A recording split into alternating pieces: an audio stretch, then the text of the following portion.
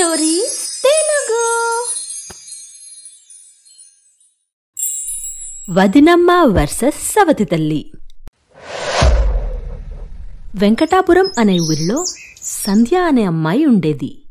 సంధ్య తల్లి తన చిన్నప్పుడే మరణించింది. అందుకే ఆమె తండ్రి మరో పెళ్లి చేసుకున్నాడు. సంధ్యా, ఏ సంధ్యా, ఏం చేస్తున్నావే? అమ్మా, నేను చదువుకుంటున్నాను. అహహహహ, చదువుకుంటున్నావా? మహారాణి.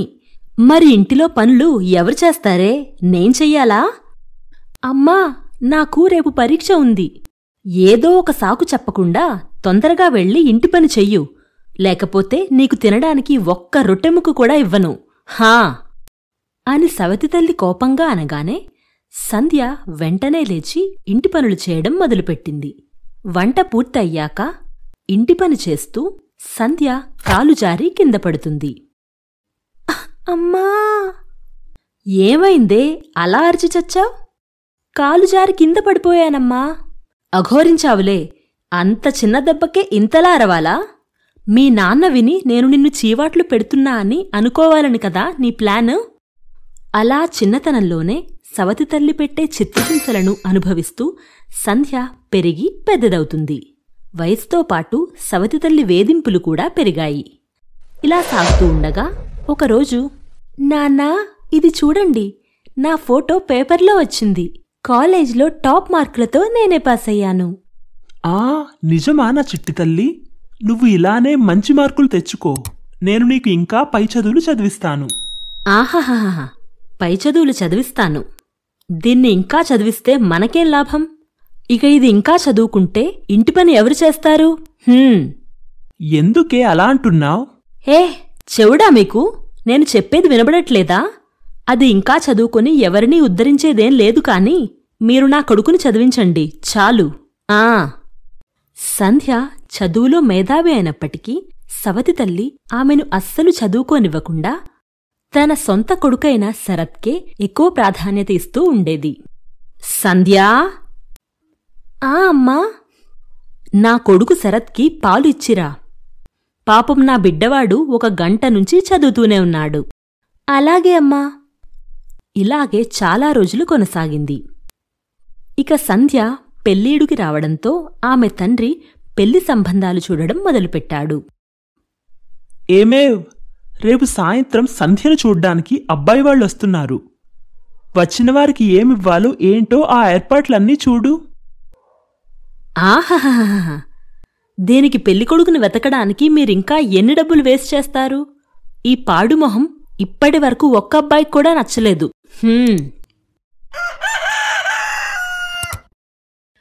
మరుసటి రోజు సంధ్యను చూడ్డానికి అబ్బాయివారు వస్తారు. నమస్తే రమేష్ గారు. నమస్తే వదినా. నమస్తే కాశీ.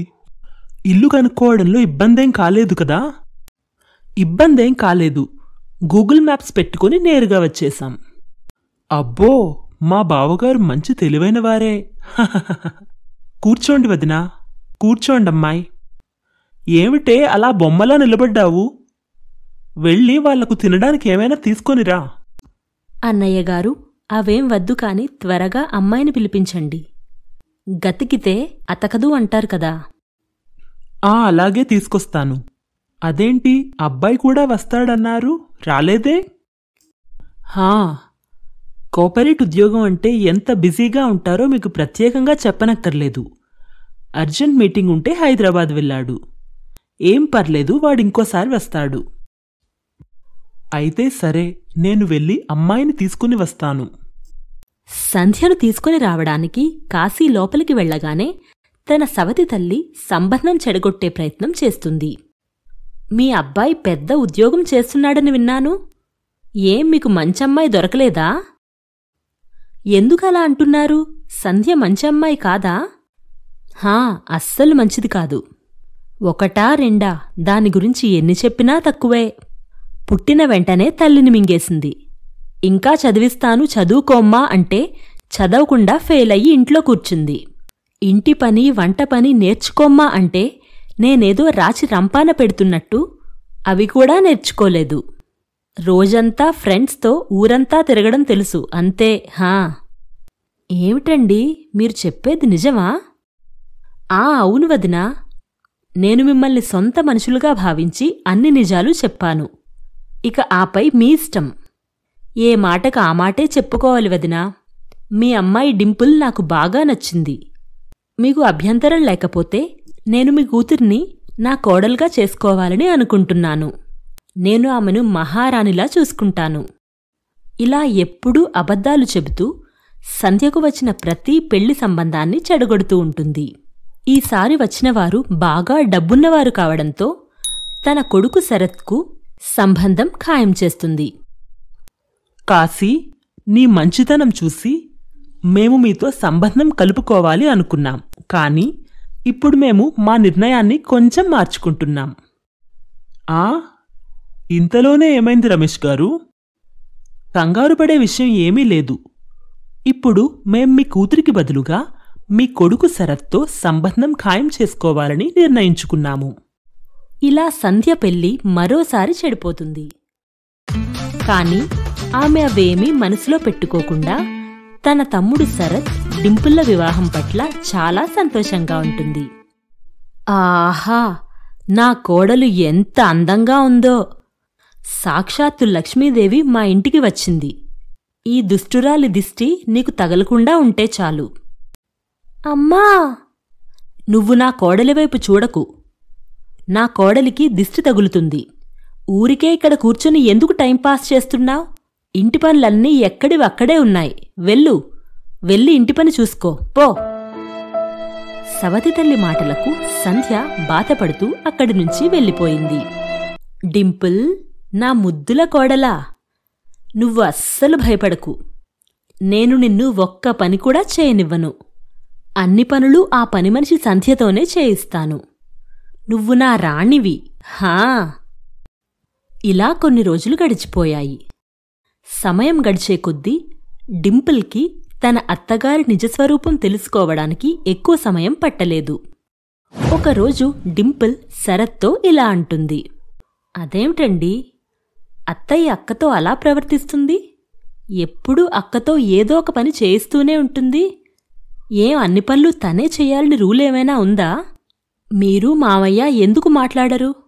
పాపం, నాకు సంధ్యక్కని చూస్తే చాలా జాలివేస్తుంది. అదే తన సొంత కూతురైతే అత్తయ్య అలా చేస్తుందా? అమ్మో డింపుల్, అమ్మతో నేను మాట్లాడలేను. ఇక నాన్న గురించి తెలిసిందే. నువ్వే మంచి టైం చూసుకొని అమ్మతో అక్క గురించి మాట్లాడు. అలాగే శరత్ అంటూ డింపుల్ మనసులో ఇలా అనుకుంటుంది. అత్తయ్యకు ఎలా బుద్ధి చెప్పాలో నాకు బాగా తెలుసు. అలా రోజులు గడుస్తూ ఉంటాయి. ఒకరోజు డింపుల్ తన అత్తయ్యతో ఇలా అంటుంది. అత్తయ్యా, నేను మీతో ఒక విషయం మాట్లాడాలి. ఏంటో చెప్పు డింపుల్. నువ్వు నా గారాల కోడలివి. నువ్వు ఏం చెప్పినా నేను కాదనను. మీరు అక్కను ఎందుకలా హింసిస్తున్నారు? పాపం, తను ఇంటి పని వంట పని చూసుకోలేక చాలా అలసిపోతుంది. నేను రోజంతా ఖాళీగానే ఉంటాను కదా, ఏదో ఒక పని చేస్తాను. నాక్కూడా చెప్పండత్తయ్యా. నేను దాన్ని హింసిస్తున్నానని నీకు ఎవరు చెప్పారు?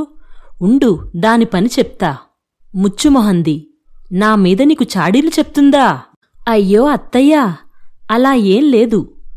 మీరు అపార్థం చేసుకుంటున్నారు. అక్క నాకేం చెప్పలేదు అని డింపుల్ ఎంత చెప్తున్నా వినకుండా సవతి తల్లి సంధ్యను ఆ చెంపా ఈ చెంపా వాయించేస్తుంది. సంధ్య బాధతో వెంటనే కిచెన్లోకి వెళ్తుంది. డింపుల్ తన వల్లే సంధ్యకు దెబ్బలు పడ్డాయి అని బాధపడుతుంది. చూడు డింపుల్, నువ్వు ఏమైనా అడుగు, కాని ఆ దరిద్రపు మొహందాని విషయంలో మాత్రం తలదూర్చకు. అది నీకు అనవసరమైన విషయం. కాని అత్తయ్యా, అది అని డింపుల్ అంటూ ఉండగానే అక్కడి నుంచి కోపంగా వెళ్ళిపోతుంది సవతి తల్లి. ఇలా జరుగుతూ ఉండగా ఒకరోజు, సంధ్యక్క, నువ్వేం చదువుకున్నావ్? నేను ఫైనాన్స్ గురించి ఒక నవల చదువుతున్నాను. I like reading about finance. Oh wow, that's nice అక్క. అసలు నువ్వెంతవరకు చదువుకున్నావ్? నేను ఎంకామ్ గోల్డ్ మెడలిస్ట్ని. దాని తర్వాత సీఏ చదవాలనుకున్నా కానీ. CA? You mean chartered accountant. అరే, నీకు ఈ విషయం తెలుసో లేదో, నీతో పెళ్లి క్యాన్సిల్ అయిన మా అన్నయ్య కూడా చార్టెడ్ అకౌంటెంటే. Oh nice, that's great. ఓహో, అసలు విషయం ఇదా? ఇదంతా ఈ ముసల్ది ఆడిన నాటకం అన్నమాట. చెప్తా దీని సంగతి. పర్లేదు సంధ్యక్క, నాకు అంతా అర్థమైంది. ఇప్పుడు నువ్వు ఖచ్చితంగా సీఏ చదువుకుంటావు. సంధ్యా, ఏ సంధ్యా, కప్పు టీ కూడా ఇవ్వలేదు. అమ్మా, నేను ఇవ్వడానికి వచ్చాను కాని నువ్వు నిద్రపోతున్నావు, అందుకే ఇవ్వలేదు. నోర్ముయ్, అబద్దాల కోరు. నోరు తెరిస్తే చాలు అన్నీ అబద్దాలే. వెళ్ళు, వెళ్ళి ముందు టీ తీసుకొనిరా పో. హా అలాగే అమ్మా, చేసి తీసుకొస్తాను. ఆగు సంధ్యక్క, నువ్వెళ్ళి చదువుకో. ఏ, మరి నాకు టీ ఎవరిస్తారు? ఏ, మీరు మీకోసం ఒక కప్పు టీ కూడా చేసుకోలేరా? ఏంటి, ఇప్పటి వరకు ఈ ఇంట్లో ఎవరూ నాకు ఎదురు సమాధానం చెప్పలేదు. అయితే నా ప్రియమైన అత్తగారు, దీన్ని అలవాటు చేసుకోండి, ఎందుకంటే ఇది ప్రారంభం మాత్రమే. ఇదంతా దీని నిర్వాకమే కదా, ఉండవే నిన్ను అంటూ సవతి తల్లి సంధ్యను పక్కనే ఉన్న కర్రను తీసుకొని కొట్టబోతోంది. అప్పుడు డింపుల్ కొట్టకుండా అడ్డుపడుతుంది. ఇప్పుడు ఈ ఇంట్లో నా మీద కుట్ర జరుగుతుందా? నా కోడలి నా మీదకే ఉసిగొల్పుతావే, చెప్తా నీ సంగతి. తన కోడలు డింపుల్ నుంచి ముక్కుసూటి సమాధానం విన్న సవతి తల్లికి సంధ్యపై చాలా కోపం వచ్చింది. ఇక ఆమెపై ప్రతీకారం తీర్చుకోవాలని నిర్ణయించుకుంది. ఏమండీ, కాస్త న్యూస్ పేపర్ పక్కన పడేసి నేను చెప్పేది వినండి. పొద్దు పొద్దున్నే ఏంటే నీ కాకిగోలా? ఈరోజు నేను ఊరంతా తిరిగి వచ్చాను. అయితే ఇప్పుడు ఏం చెయ్యాలి? జగన్ గారికి చెప్పి నీకు అవార్డు ఏమైనా ఇప్పించనా? చాడీలు చెప్పుకుంటూ నువ్వు రోజూ చేసే పని అదే కదా, అందులో వింతే ఉంది. ఇక చాలు మీ వెటకారం. నేను చెప్పేది కాస్త చెవికి ఎక్కించుకోండి. చెప్పు. చెప్పులు బూట్లు కాదుగాని ఈరోజు నేను ఊరంతా తిరిగి సంధ్యకు మంచి సంబంధం తీసుకొచ్చాను. రేపు వాళ్ళు చూసుకోవడానికి వస్తారు. ఎన్నాళ్లకు నీ నోటి నుంచి మంచి మాటలు వింటున్నానే. అలాగే రేపు రాని చూద్దాం. ఇక మరుసటి రోజు ఉదయం, అమ్మాయి సంధ్య, ఈరోజు బాగా అందంగా రెడీ అయ్యుండు, నిన్ను చూసుకోవడానికి పెళ్లివారొస్తున్నారు. సరేనమ్మా. కాసేపటి తర్వాత పెళ్ళికొడుకు వాళ్ళు రానే వచ్చారు. నమస్కారమండి, నా పేరు వంశీధర్. రండి రండి, మీకోసమే ఎదురుచూస్తున్నాం. చెప్పండి వంశీధర్ గారు, మీరేం చేస్తుంటారు? నాకు 10 ఆవులు 10 గేదెలు ఉన్నాయి. రోజుకు 200 లీటర్ల పాలు అమ్ముతాను. పిడకల ఆదాయం కూడా భారీగానే వస్తుంది. ఒక నెలకు దాదాపు 1,00,000 రూపాయల వరకు సంపాదిస్తాను. పెళ్లికి మంచి అమ్మాయి కోసం చూస్తున్నాను. సరే, చాలా మంచిది. మీరు అబ్బాయిని కూడా తీసుకుని వచ్చి ఉంటే బాగుండేది. అరే మావయ్య గారు, నేనుండగా ఇంకెవరు పెళ్ళికొడుకవుతారు? మీ అమ్మాయిని పెళ్లి చేసుకునేది నేనే. అత్తయ్య, మీరైనా చెప్పండి. అవునా, చాలా మంచిది. మరి పిల్లలంతా ఎవరు? వీళ్లంతా నా పిల్లలే. వీడు పెద్దవాడు రాంపండు, వీడు రెండోవాడు సత్తిపండు, వీడు చిన్నోడు చింటూ. మరి మీ భార్య? అదేమైందంటే, నేను పాలు పిడకలు అమ్ముకుంటూ రోజంతా తిరుగుతూ ఉంటే నా భార్య సరళ మా ఇంటి పాలేరుతో వెళ్ళిపోయింది. అబ్బో, అలా జరిగిందా? మా ఆడపడుచు సంధ్య పెద్ద చదువు చదువుకుంది. మంచి ఉద్యోగం ఉన్న అబ్బాయికి ఇవ్వాలని అనుకుంటున్నాం. మీరు ఇక్కడికి వచ్చినందుకు ధన్యవాదములు. ఇక బయలుదేరండి.